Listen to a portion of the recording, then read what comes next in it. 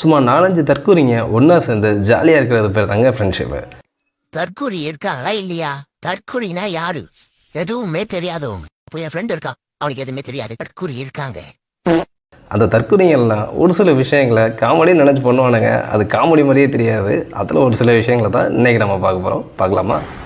ஆனால் ஒரு 5 milk shake மாப்பிள்ள, எனக்கு காசு இல்லை மாப்பிள்ள. நீங்கள் எல்லோரும் என்ன நினச்சிருப்பீங்க, ஆனால் நடக்குதா பாருங்க. அதுக்கு என்ன மாப்பிள்ள, ஏன்னா 4 மில்க் ஷேக் போதும்ண்ணே.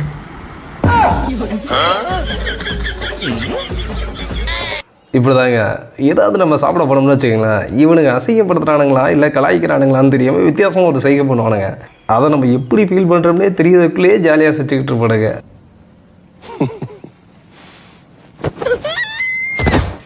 இதே மாதிரி தானே எவனாவது நம்ம கேங்கில் ஏதாவது புது பைக் வாங்கியிருந்தானே வச்சுக்கோங்களேன், வாடா போகலாம் அப்படின்னு கூப்பிட்டு போவானுங்க. சரி கூப்பிட்றானேன்னு ஆசையாக நம்பி ஏறினா நமக்கு என்ன நடக்கும் தெரியுமா?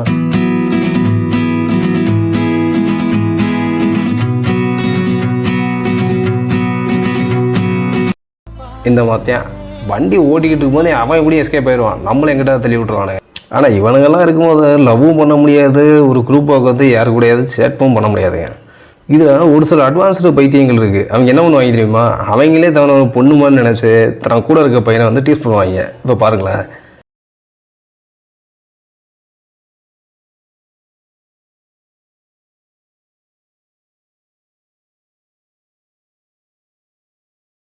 அடாப்பாவீங்களா அடாப்பாவீங்களா, அவனோட மனசு நின்றுருங்கண்ணா. இது வந்து வேற யாரும் புது ஆளாலாம் இருக்காதுங்க, நம்ம ஃப்ரெண்ட்ஸ் சர்க்கிளே எவனாவது ஒருத்தர் அந்த மாதிரி வச்சு கலாய்க்கிறது. இதெல்லாம் எந்த மாதிரி அப்படின்னா, எந்த மாதிரி ஃபீலிங்ஸில் விளாடக்கூடாதோ அந்த ஃபீலிங்ஸே வச்சு ஃபுட்பால் விளையாடுறது. அதே தான் நேற்று அவனா என் மச்சான் நான் போடுறேன், நீலாம் அவன் பேண்ட்டை கைட்டு வச்சு ரொம்ப நேரமாக நின்றுக்கிறான், யாருன்னா வந்து போடுங்க. என்ன பார்த்தாங்க, நமக்கு ஏதாவது நல்லது செய்ய போகிறான்னு சொல்கிற மாதிரியே செஞ்சு ஆப்படிப்பானுங்க பார்க்கணும். இதனால தாங்க நம்ம பிரச்சனையை சும்மா வச்ச கூட அவங்ககிட்ட சொல்ல முடியல. புல்லாங்குழல கையில் தந்தாலே போடா அவனு சொல்லிட்டு போயிட்டானே. அட பேயில போக்கரா நீ. ஆனால் நமக்கு சோகமாக இருந்தா அவங்களுக்கு அதை கேட்கறதுல ஒரு குஷி இருக்கு எப்போ. ஆனால் ஃபைனலாக ஒரே ஒரு நல்ல வீடியோ கேட்டோம் பாருங்கள், ஒரு ஃப்ரெண்ட்ஷிப்னா எப்படி இருக்கும் அப்படின்னு. இந்த era of fake friends he had a real gem. ஆக்சுவலாக அந்த பையனுக்கு வந்து கண்ணு தெரியல.